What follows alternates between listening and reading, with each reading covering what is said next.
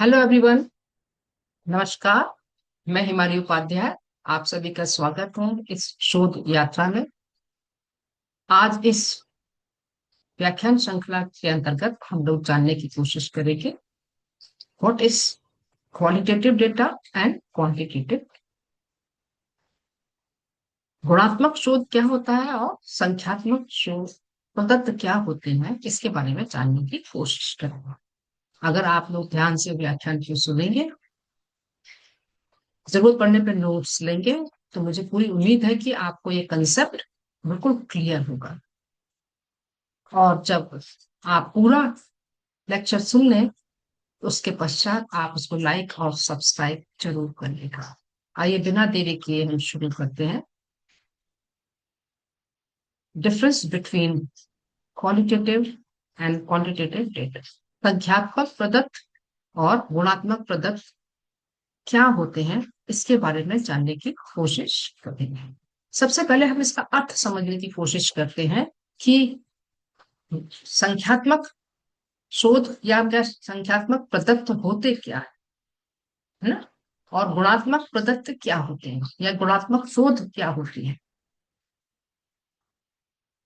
जैसा कि हमने पिछले कुछ व्याख्यानों में इस बारे में डिस्कस किया था, जैसा कि नाम से भी पता पड़ रहा है, क्वांटिटेटिव है ना। तो इससे क्या है, ये संख्या। क्वालिटेटिव दैट मीन्स गुणात्मक।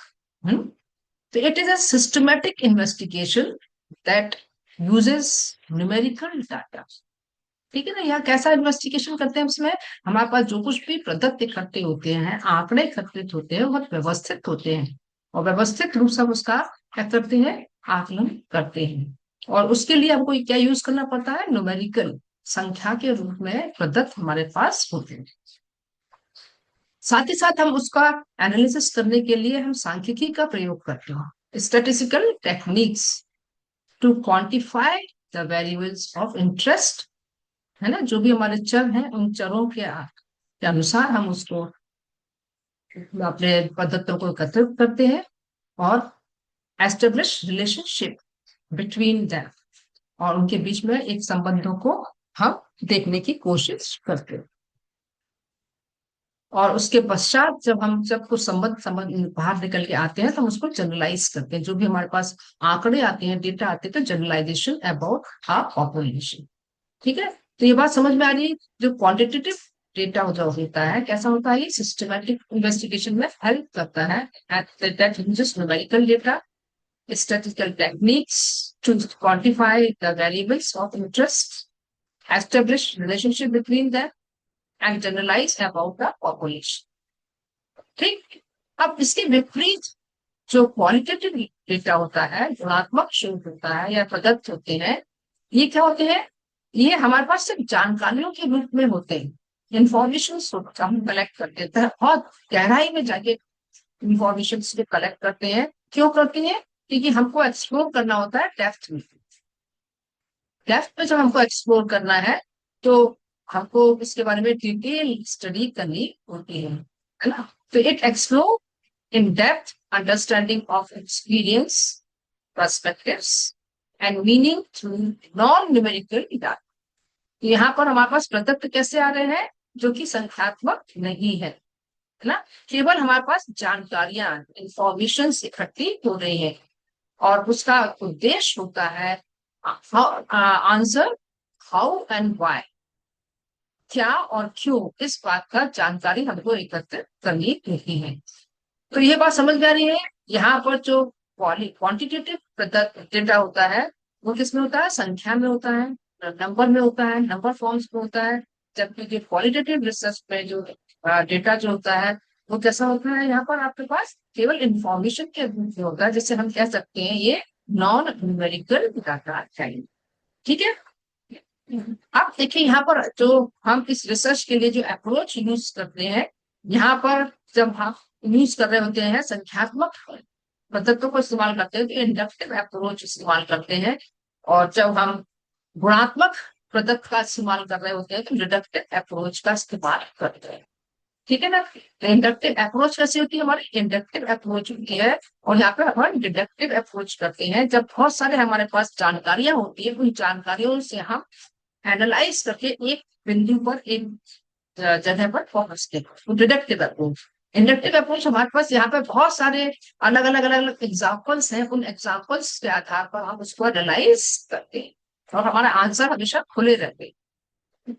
तीसरी बात इनमें अंतर में अगर आप देखें तो क्या होता है, पर्पस। क्वालिटेटिव रिसर्च और क्वांटिटेटिव रिसर्च का पर्पस क्या होता है? जो संख्यात्मक प्रदत्त होते हैं और जो संख्यात्मक रिसर्च होती है, थ्योरी टेस्टिंग में हेल्प कर, it helps in theory testing, predictions, establishing facts, hypothesis testing, है ना। तो इनके द्वारा क्या होगा, जो शोध करता है, रिसर्चर है, वो हाइपोथेसिस बनाएगा, परिकल्पनाएं बनाएगा, उन परिकल्पनाओं का सत्यापन वो संख्यात्मक प्रदत्तों के आधार पर करता है।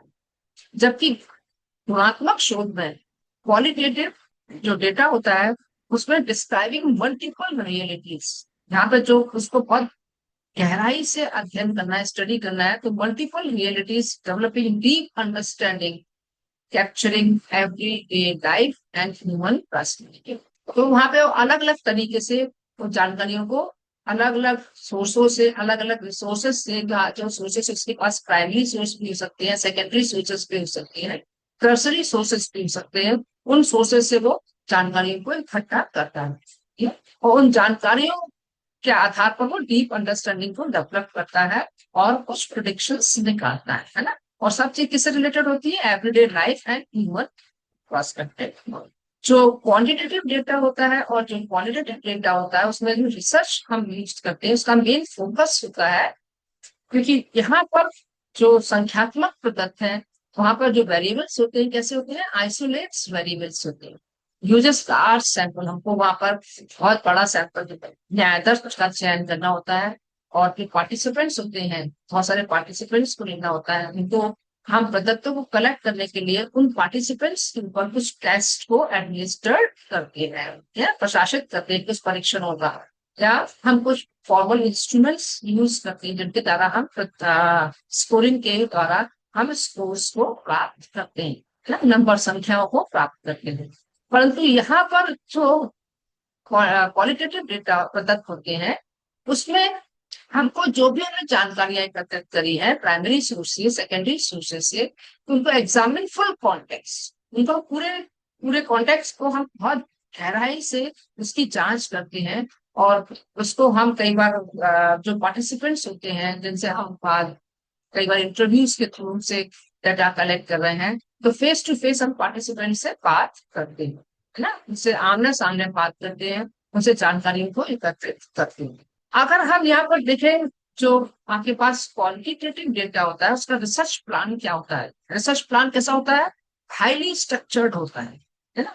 प्रपोजल भी हम बिल्कुल फॉरवर्ड प्रपोजल बनाते हैं, स्टेप 1 से लेके लास्ट में, इसके बाद क्या होगा, इसके बाद क्या है। परंतु यहाँ जब हम क्वांटिटेटिव डाटा होता है, क्वालिटेटिव डेटा होता है आपके पास, कैसा गुणात्मक आपके पास प्रदत्त है, और तब आप जो रिसर्च कर रहे हैं, तो यहाँ पर इनिशियल डेटा के आधार पर हम रिसर्चर के दिमाग में जो कुछ आइडियाज हैं, उन आइडियाज के आधार पर अपने पार्टिसिपेंट और सेटिंग के बहुत फ्लेक्सिबल होता है ना।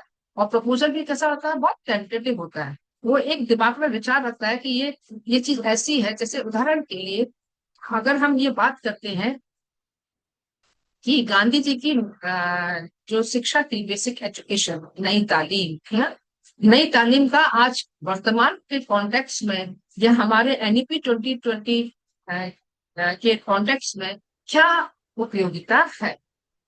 तो ऐसे इस आधार पर क्या हो रहा है, जो हम प्लान बनाते हैं कैसा होता है, बहुत टेंटेटिव होता है, जब तक हम उसको पूरा अध्ययन नहीं करते बातें स्पष्ट नहीं हो पाती। ठीक, इतनी बात समझ में आ रही है। इसके बाद हम देखें, जो क्वांटिटेटिव रिसर्च के जो प्रदत्त होते हैं उनका हम एनालाइज करने के लिए सामान्यतः मेनली स्टैटिस्टिकल टेक्निक्स को यूज करते हैं, ठीक है। सब कैसी होती है, क्वांटिटेटिव एनालिसिस होता है। परंतु जब आपके पास गुणात्मक प्रदत्त होते हैं, तो और उसको आप जब रिसर्च में यूज कर रहे हैं, तो मेनली कैसा करते हैं, आप उसको इंटरप्रेट कर रहे हैं, उसकी आपने गहराई से उसका एनालाइज किया, उसको फिर आपने सिंथेसाइज किया, फिर आपने कंक्लूजन ड्रॉ किया है, इंटरप्रेट कर रहे हैं और एनालाइज कर रहे हैं। तो जिस कैसा हो गया, ये डिस्क्रिप्टिव परंतु कई बार शोधकर्ता को, रिसर्चर को ऐसी जरूरत महसूस होती है कि इसके पास जो भी जानकारियां हैं, उन जानकारियों को वो चाहता है कि वो सांख्यिकीय रूप से भी सत्यापित करेंगे। तो उसको यहाँ पे कंटेंट एनालिसिस को यूज करना होता है। कंटेंट एनालिसिस मतलब जो कुछ भी जानकारियां, उन जानकारी का क्वांटिफिकेशन करना, उनका संख्या में बदलना। जानकारियों को किसमें बदलना? संख्या में बदलना। और संख्या में बदलने के लिए जो प्रक्रिया इस्तेमाल की जाती है कहलाती है कंटेंट एनालिसिस। परंतु इस प्रक्रिया को करते समय काफी सारी जानकारियां बेकार चली जाती, इसलिए सामान्यतः इसका उपयोग नहीं किया जाता। परंतु जब बहुत ज्यादा जरूरत हो इस चीज के लिए तो आप इसका प्रयोग कर सकते। ठीक है, आप इसी चीज को एग्जाम्पल के द्वारा समझने की कोशिश करेंगे। जो आपके संख्यात्मक तत्व होते हैं, क्वांटिटेटिव जो डाटा होते हैं, वो कहाँ कहाँ यूज होते हैं? एक्सपेरिमेंटल रिसर्च में यूज होते हैं, कोरिलेशनल रिसर्च में यूज होते हैं, सर्वे रिसर्च में यूज होते हैं, कैजुअल कंपैरेटिव रिसर्च में यूज।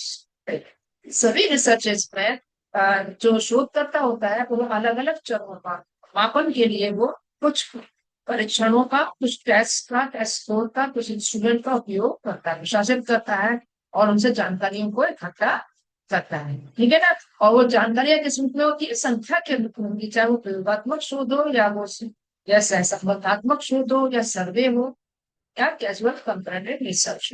ठीक है, तो वहां पर संख्या के रूप में उसके पास स्कोर्स आते हैं और फिर उनका वो एनालाइज कर सकता है सांख्यिकीय लगाकर। परंतु दूसरी ओर जो आपके गुणात्मक शोध पद्धति होते हैं, उन पद्धतियों को आप कहाँ से एकत्रित कर रहे हैं? इंटरव्यू के द्वारा, साक्षात्कार के द्वारा, है ना? आप किसी भी व्यक्ति का इंटरव्यू लिया है ना, आप मान लीजिए ओपिनियन देखना चाह रहे हैं कि टीचर्स का ओपिनियन एक पर्टिकुलर पॉइंट ऑफ व्यू से क्या है, तो आपने आपने इंटरव्यू शेड्यूल किया, आपने हाईली स्ट्रक्चर्ड इंटरव्यू शेड्यूल है, परंतु आपने हर टीचर से, अलग अलग टीचर से इन्हीं प्रश्नों को टीचर पर आपके पास जानकारियां अलग अलग एकत्रित। ठीक है, उन जानकारियों को आपके पास किस तरह संख्या के रूप में नहीं आ रहा। ऑब्जर्वेशन कर रहे हैं आप, किसी भी चीज का निरीक्षण कर रहे हैं, निरीक्षण के द्वारा भी आपके पास जो जानकारी कैसी आ रही है?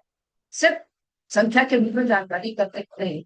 या किसी ग्रुप को हम फोकस कर रहे हैं तब भी हम उनके बारे में सिर्फ जानकारियां ही लिख रहे हैं। केस स्टडी में भी जब भी आप किसी भी समस्यात्मक बालक, है ना, या एक्सेप्शनल चिल्ड्रन पर आप काम कर रहे हैं, तो आप गहराई में उसका भी अध्ययन करते हैं और उसके आसपास के लोगों का भी आप इंटरव्यू लेते हैं और जानकारी एकत्रित करके फिर उसका डीप एनालिसिस करते हैं। इथनोग्राफिक रिसर्च जो होती है, रिसर्चेस में भी आप किसी भी समूह का बिना बताए एक हिस्सा बन के उस जानकारियों को इकट्ठा करते हैं ताकि आप सही सही जानकारियां इकट्ठा कर सकते हो। फिलोसफिकल रिसर्च, हिस्टोरिकल रिसर्च, ये सारी रिसर्चेस ऐसी हैं जहां पर कि आपको जो जानकारियां है एनालाइज करते कैसे होती है आपकी गुणात्मक पद्धति तरीके से। तो इन सभी में गुणात्मक पद्धति इस्तेमाल हो रहे हैं और यहाँ पर एक्सपेरिमेंटल रिसर्च, रिलेशनल रिसर्च, सर्वे रिसर्च, कैजुअल कंपैरेटिव रिसर्च में आपके संख्यात्मक पद्धतियों का प्रयोग होता है। मैं सोचती हूँ कि आपको चीज समझ में आई होगी। अगर आपको बात समझ में नहीं आ रही है तो प्लीज आप इसको जरूर कमेंट बॉक्स में प्रश्न लिख के पूछिएगा। थैंक यू, धन्यवाद।